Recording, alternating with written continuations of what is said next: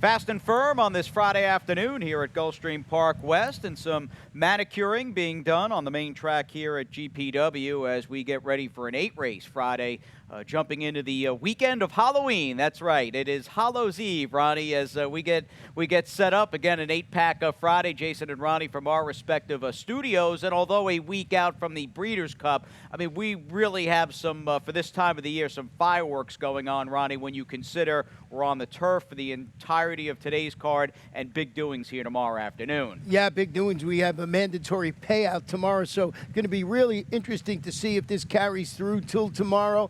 Who knows how much will be in it. We're guaranteeing 175 today. I think it's going to be up there in the $1 million range for sure. Yeah, 7 figures, right around $1 million. Sounds like a decent over-under to me, and I'll take the over on that. Some big fields tomorrow afternoon, a very difficult card that Ronnie and I both were talking yesterday. We both struggled with. There's going to be opportunity, and I highly doubt this rainbow sequence on that Saturday, October 31st, is going to just be a procession of winning favorites. I don't think it's going to play out that way at all. Now, today, we've got a lot of dough as well in the guaranteed jackpot Rainbow 6. We've got fast and firm conditions, which is really nice, and $175K guaranteed in the jackpot Rainbow. That'll start a little earlier than it has been the last few cards around here in the third race, and Ronnie, as usual, will have his Rainbow 6 ticket. Now, I'll take a gander at this early pick 5. I've got a $36 play. I was going to, looking at this sequence, I was going to single a horse a bit later on. That was the Georgina Baxter horse in the cash-out leg, the number 2 Taylor's in Orbit. But I said, you know, I do think Sappy's filly. I know you like that horse, Ronnie, the 7 Daddy's Joy. She's obviously a major player who's got some talent and might still be a filly who we haven't seen the best of yet. So rather than get a little too cute, I used the both of them in the cash-out leg and just working from the back forward. Don't think I had anything really out of the ordinary. 3 logicals in the 4th. The third race is, speaking of Sappy, you've got his Till the End against the other key favorite in the 2, Sassy But Smart, and used a couple of horses in the second. Now 3 horses, including the opening 8-5 favorite for me in the first race. And why don't we talk about the 8-5 favoritism on the dialed-in filly in a field? Let's also be clear here with this 2-year-old filly, $25,000 to $20,000 maiden claimer. Not a lot of form, not a lot of turf form, and I would imagine anybody that's bet early on, and it is very early, but that has put a couple of bucks on the 6 you never call, like her to just run well here after chasing a pretty good-looking first-out winner and Don't Float the Ice. Yeah, this one dropping to 25 level and going to stretch out around 2 turns. As you mentioned, closed to finish 5th behind Don't Float the Ice in her 5-furlong debut. So we'll see how this horse plays out, stretching out 7.5 furlongs like at Gulfstream Park over here at Gulfstream Park West. It is around 2 turns, so you never call. One of the horses on my ticket, but not on top, Jason. I went with the 5 Beauty Genius, and looks to have found an easier spot this time out after debuting locally and vying for the lead and finishing 3rd at this level and distance. Robert Smith, trainer Carlos Montalvo up. Thought maybe off that race this horse would run okay. Probably doesn't do the meat that trainer David Fox and Natalie have enjoyed to this point. I tweeted out a stretch replay of their Big Thorn, who just ran away and hid more of a public workout in yesterday's 6th race here. And a barn that's up and around 30% with 6 winners from less than 20 starters. And let's get on to Dave's firster, who's not going to have to be a monster to make a big impact here first out. That is the number 3 Superior Drama. Filly by Big Drama, who a decade ago, Dave trained to a Breeders' Cup Sprint win at Churchill Downs. What's the stat you pull with Dave? Because in general, he's not really a first-out guy. What's the move here? Well, that's what we were talking about yesterday. This surprised me to no end. These are 2-year-old first-time starters on the turf. He's 7 for 21. That's 33%, 52% in the money. $491 is the return of investment. I was shocked when I pulled this because we would yesterday saying how he does so much better in his second start with his 2-year-olds, and here proves that on the turf he does exceptionally well. Now, she'll try to make an impact with the Misael Jaramillo. I'm hoping for simply a stronger effort and maybe a more, quote-unquote, traditional turf trip with the 9 Cash up front, who going this distance from post 11 in this one's turf debut here on October 9th. Needless to say, but I'll mention it, she was hung out to dry, just an impossible 4 to 5 wide trip while up close to the pace. And she is saddled with the post towards the outside again, but I'm hoping third time out off what I think will be a good building block race to move her forward, that she can make a dent, and she is a 9-1 currently with trainer Fernando Abreu. We'll hit the main track. We move on to race number 2. We stay around 2 turns here at Gulfstream West, going 1.70 with this 3 and up $10,000 maiden claiming race. The 5 Voices in the Darkness probably going favorite again, yet it is amazing just how much money this horse has burned. What is he, a 5 consecutive time beaten favorite? 2 of those races at 4 to 5 and 1 to 5. I know his last was okay, and he was against the strong rail here on opening day. You're a little more forgiving than I am. Is the 10th time the charm for Voices in the Darkness? We're going to turn back just slightly to the 1.70 miles after vying for the lead 4 wide and finishing second, and that race was moved from the grass to 1.16 and it was on a sealed, sloppy track. I think this is the spot finally for this horse, but you're right about that. The beaten fave, numerous times. Mike deputizes Miguel Vasquez to ride. I also like that in this horse, but I can understand you having the 4 majority rules on top, who's free-falling today to that $10,000 level. Free-falling, but a dip and a dissension that makes sense. I mean, this is a horse that had ample time and some lengthy layoffs as well in special weight company. You gotta set your stock up where they can be most effective, and I think that explains why this soon-to-be 5-year-old is running for a diamond. He's just had so many less chances than the maker horse. Yeah, and I mean, this is by far the easiest spot the son of Tiznow has ever tried in the dirt. Imperial greatness stretching out to this distance we're talking about. Set that pressure. He's got pace. the speed, dude. Yeah, Absolutely. Yeah, he finished second. His local return against this level. Trainer Earl Robinson, his apprentice Alberto Burgos. I'm thinking that one's going to be on the engine. I'd like to see how the turf and main track are playing this afternoon, and we will after a couple of races. Absolutely. We'll also take a little breather here, and on the flip side of this quick timeout, we'll chase the rainbow with the $1.75 in just a few seconds. And they're off. Second in the 2-path. Ground on first inside. Race.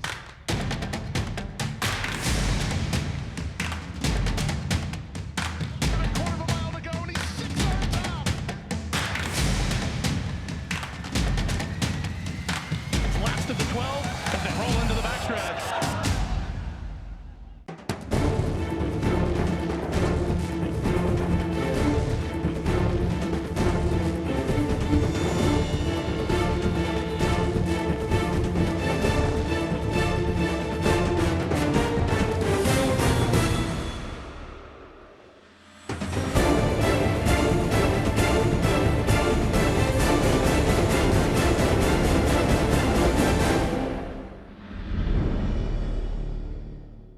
Just a week out with the Breeders' Cup Betting Challenge commercial. Again, you can get involved and jump in the game and play along over at expressbet.com. Breeders' Cup Friday, the Future Star Friday with the Breeders' Cup Juvenile and Juvenile Fillies, the 2 star-studded events. And in looking, Ronnie, ahead at the Juvenile Fillies, I do like the fact that trainer Tim Ham sends out a horse you are singling, and we'll get to all that stuff in a second.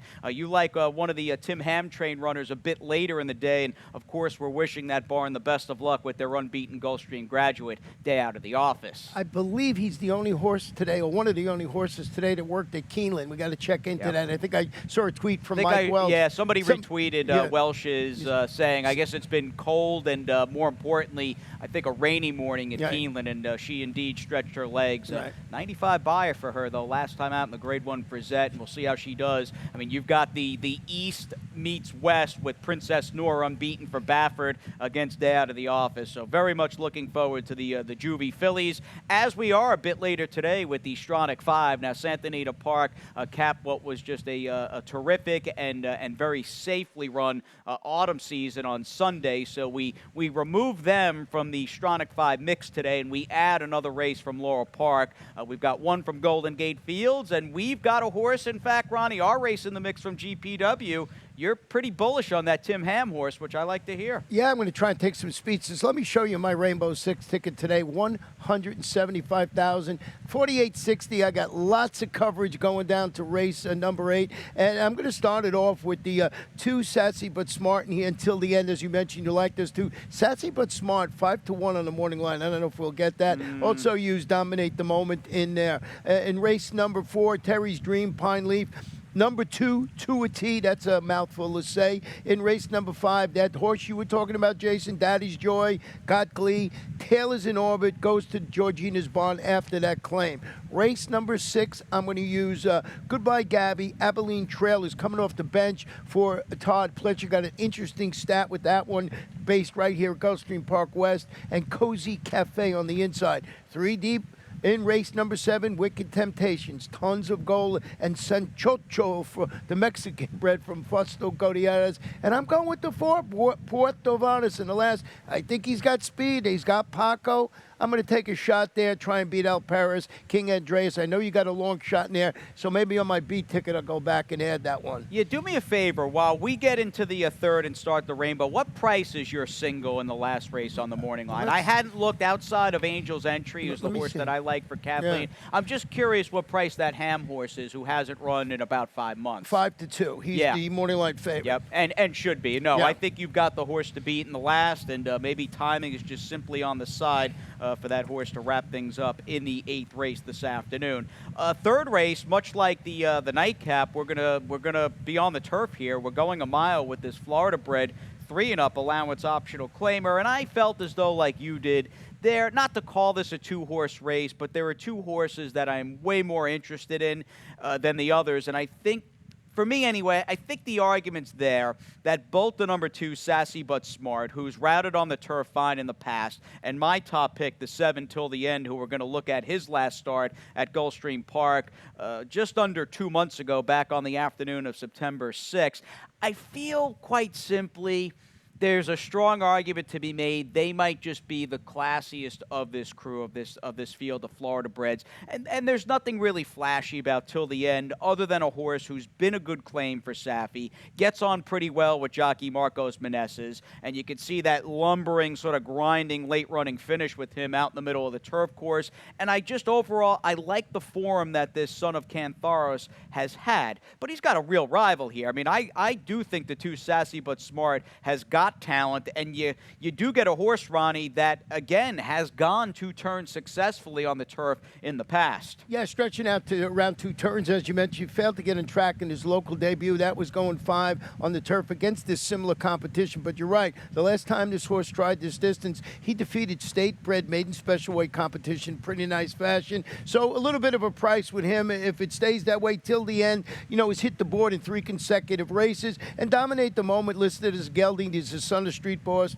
He's one of those closers that maybe can't win it, but could certainly be on the exotic ticket. Do you think I'm out of line, though, saying that there's a good chance the 2 and 7, 7-2 might just be on a little bit of a better plane than the others in that race? No, exactly right. I mean, that's the 2 I used. I just prefer Sassy But Smart a little more because Till the End still hasn't gotten over, you know, getting that victory recently. But it is Saffie Joseph Jr. And Dominate the Moment's just a closer that we've seen yesterday. The turf course playing pretty fair, so if things go dicey up front, a horse like Dominate the Moment might be able to dominate that race in the latter stages. And Saffie, in fact, in town, picking up his 6th win on yesterday's program of the season here at Gulfstream Park West with the much-improved Kiger. And Saffie's got 3 very live bullets in races 3, 4, and 5 as we turn the page, and I am absolutely pro-Saffie in the opening couple of legs of this sequence this afternoon. I prefer, in fact, I picked the number 2 to a T in race number 4, and you heard me say, although I do prefer for the win the number 2 Taylor's in Orbit. That's just my kind of horse in general, off the claim for a 30% plus barn. The 7 Daddy's Joy ran really well first time for Saffie, and we'll look at her race last time out over at Gulfstream Park in just a few seconds. I wound up singling the Pletcher horse, and some may scoff and say, well, man, she hasn't run in almost 420 days. I gotta think coming back this afternoon, there is a high probability she's just too good for that field. She ran faster than everybody else in that race by, I think, a pretty wide margin during her somewhat average-looking 2-year-old season, but I'm thinking Abilene Trail off the layoff, even though it's a lengthy one, is going to be very tough to beat. You've got another mega favorite coming up in the 7th and the 1 Tons of Gold. Gave myself a little bit of breathing room there, just going, what if they're trying to get rid of this horse or drop him down in a hurry, because he did win for a higher claiming tag last time. So I included the 6 Wicked Temptations, and I'm using 3 in the last, although I've been waiting and waiting and waiting for the number 1 Angels entry to get on the turf here for Kathleen O'Connell, and I'll expound upon that horse's ridiculously impressive lineage when it comes to turf racing in just a few seconds. So an $18 play for me, built around Mr. Todd Pletcher and his returning Abilene Trail in the 6th race. And, getting back to Safi's horse here, not to say that this is a layup for the 2-2 at T, but I love this barn second out. Love Kiger yesterday, and not that he paid a big price, but that horse really improved. And I'm hoping this ultimately was like the spot all along, and that non-bet turf debut against Don't Float the Ice maybe was more or less a means to an end, and I'm looking for the number 2 at T to step forward today. You're on the outside, and I'm glad you took the 8 Terry's Dream, because another key element to this race, you've got 3 horses, the 3rd, 4th, and 5th finishers, coming back out of the finale here on October the 8th, a time when early speed and inside speed was very good, and Terry's Dream, although on the rail, did gain some ground late in her debut. Yeah, going to depart from the outside today after that. I thought a pretty solid career debut from the rail in which she recovered. She had that slow start in that race, too. She finished 3rd. She was beaten 2 lengths for Kathleen. Miguel Vasquez in the saddle. I used the number 7 Pine Leaf. I think it's like 10 to 1 on the line. Yeah, you like that. See, I don't like that Mangrove Mama race. I thought it was I feel as though I might be dead wrong. I was wrong yesterday about that advanced cash race. I think that was a pretty modest field for maiden 50, but you like that race. And I mean, what's the story with the 7 Pine Leaf? We're going to try to turn the tables on Terry's Dream. After recovering from it, this one had a bad start, too, in that race. It finished 5th in their respective career debuts. So Gary Jackson, Marco Meneses in there. And 2 at T is probably the logical one, getting a complete overhaul today, as you mentioned, dropping to the 50 level, debuts on the turf. Just does everything and ran well for Safi. So first out. But I'm going to go with Terry's Dream in there just because I thought they were both, biased. But maybe, they didn't have the right kind of trip last time out. Yeah, no, I thought Pine Leaf was the one that maybe took the worst of it after a legitimately bad stumble. Yeah, we'll see if you're right. I am not a fan of that Mangrove Mama race. I just thought it was a soft field, and I'm taking the new faces here. I got the turf to dirt for Safi, and then I've got firsters 2nd and 3rd with Victor Barboza. He's got a Not This Time filly. We know the kind of freshman season he's had. All his 2-year-olds have been running. And the Ralph Firster, the number 6 Uncaptured Heart. An interesting just difference of opinion there in the 4th race. Back on the turf for the 5th. And we've got a Florida-bred 3-and-up filly mare 5 furlong turf sprint. And let's continue on with the Safi bandwagon here and get right into Daddy's Joy for MyRacehorse.com. Of course, they've got the Derby winner authentic pre-entered in the Kentucky Derby, or rather the Breeders' Cup Classic. And, Safi's got this filly who beat a next out winner in Avuncular, and it's hard to argue as we go to the race just how professional and speedy she was. Paid a great price, too, in the nightcap back on September 3rd. Yeah, she was really impressive in that race, Jason. She defeated those state-bred special weight runners, and she did it in front-running fashion. I thought it was a really nice performance. You're getting Sammy Camacho handling her debut over this turf course this afternoon. I thought she was the one to beat. She's got speed, trying to blueprint the pace. Perhaps the 6th, the Great Kath, gives her a run for her money in the early stages here. And the Great Kath, a pretty tough and blue-collar, 6-time winning 5-year-old mare. So I'm not entirely sure that Daddy's Joy is going to get the loose on the lead trip that she got last time out, but she cost a lot, has been fairly well backed at her 2 starts to date, and she's lightly raced with talent. That is a very good combination. But as I had mentioned with my late pick 5 ticket, the two Taylors in orbit, this is just my kind of horse. She's got races on the go back, despite being a horse who needs things to go her way because she is just devoid of any early speed. She's going to need to get a good trip here, but you have a trainer that does really well with new acquisitions, and Georgina Baxter has had a good meet and is above 30% on the year, and I just like the notion of them claiming a horse that's kept good company, whose form this year has been a little wishy-washy, but there is talent on the go back, and this seems like one of those barns that's able to kind of tease and resurface a lot of the back class with some of the older, more experienced fillies and colts that they have in the operation. Yeah, a stat that didn't show us a little surprise. Georgina, with turf horses, first after claiming he's only like 1 for 8. They don't do it very often. But you're right, this horse I had to use on the ticket because of that class on the go back. So I thought this horse would run well. So an interesting 5th race to say the least. It absolutely is. Got Glee in the mix for Steve Caceres, the number 8. We move on to Mr. Todd Pletcher, who I didn't look after yesterday, but heading into the week here was at 4,996 career victories, and is obviously right on the cusp of hitting 5K, which is just incredible. And I think there's a very good chance he's gonna get one win closer to that $5,000 career mark with the number 2 Abilene Trail, who is, I know you picked against her, but unequivocally she is the story of this race. And I know, again, 418 days is the layoff, and she didn't run great as a 2-year-old.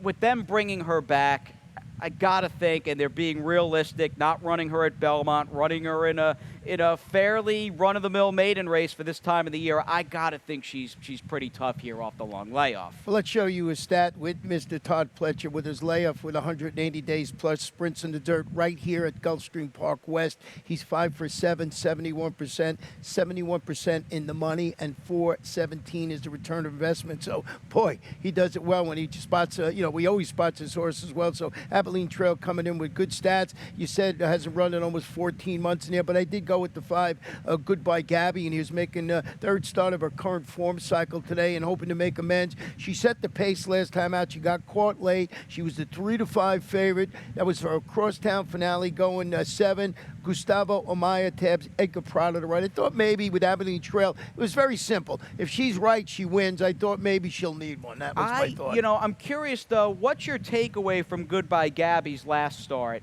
In a Florida-bred race, she's 3-5, gets the lead, and still couldn't seal the deal. For me anyway, she ran okay in that race, but I thought it was a race she should have won. I worry about her going 7 here and staying this distance. I just thought she had the pace on her side, so I just thought maybe she'd be able to run well in here. And of course, the first horse you look at is Abilene Trail. How's this race going to play out with Cozy Cafe, who's stretching out to 7? I just thought maybe she was the right one, and it's just a matter of me thinking which way I like the horse to go. So good guy by Gabby on top of my ticket. Cozy Cafe down on the rail will give you her debut run for Eddie Please. Don't love this Puppet Master race she's coming out of. I think I said something along the lines in my analysis in the program and on the website today, and she was just a little sluggish out of the gate. Broke okay, but it took her, much like Kiger yesterday, it took her a little while to finally get in a groove and get her feet beneath her. And once she did, she ran fine. But again, she is taken to improve today, and she puts in this basically uncovered 3 to 4 wide sweep, and she'll eventually finish 3rd in this race behind Puppet Master. But I think I had used the phrase glorified maiden claimer. I worry about as a whole moving forward at this level, because this isn't a maiden claimer today, and she's likely having to deal with a well-intentioned and ready-to-go Todd Pletcher Curlin filly off the layoff. I don't know how the depth of this field we're looking at is going to stack up against the crew that she faces this afternoon, but much like a David Fox, Ron, I mean, this is a barn that's very good with 2nd out and 3rd time out runners. Yeah, so we'll see. It's all about Todd's horse. The other horses that have a little more races closer to each other run well today.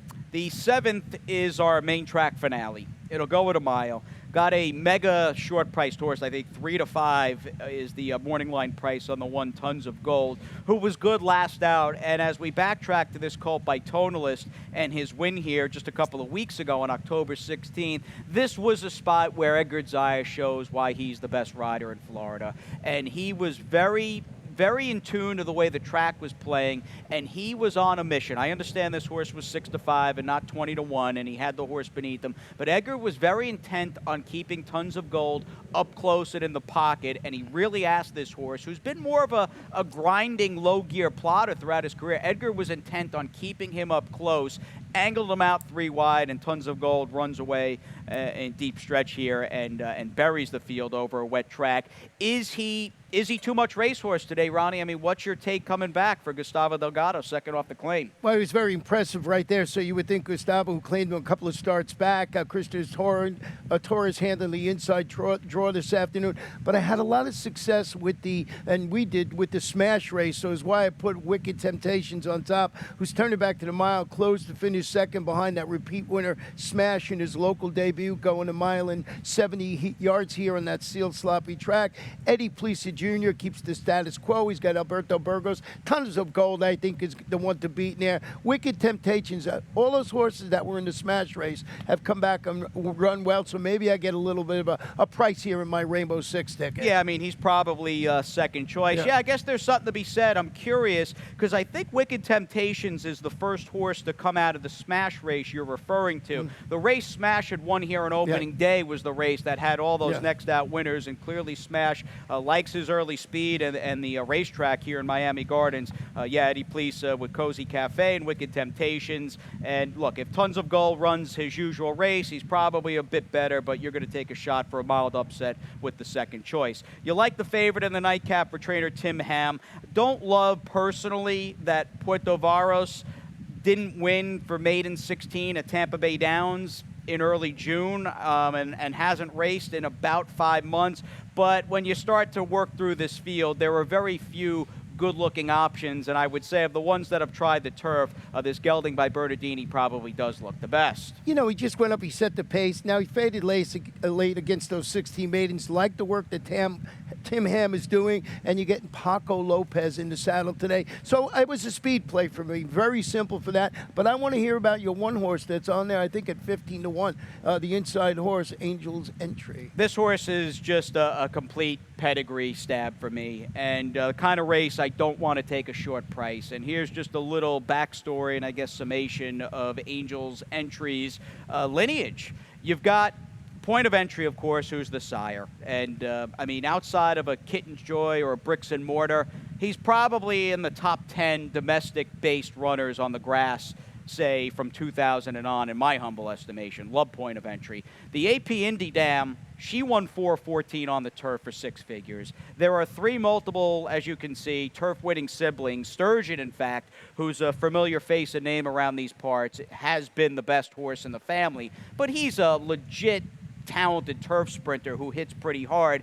And this has been the bemoaning of having a turf horse, what's been a very rainy and wet October season at Gulfstream Park West. Kathleen had this horse entered twice for turf, rained off in July and October, rained off again just a few days ago on October the 18th. I am hoping today is the day for the one Angel's Entry. He may not win, but, and I hate talking like this, I think he's going to run far, far, far better than he has in his 2 races to date. Well, very interesting. Certainly has the breeding up and down the run well on the turf, but in for 12-5, so they know what they have, but maybe the turf just changed his horse's fortunes around. Yeah, I'm expecting a 180, or at least hoping for a 180 this afternoon, as we, in fact, go 180 feet or so in the sky with Pete Aiello, who's coming up next from the booth here at GPW with those scratches and changes.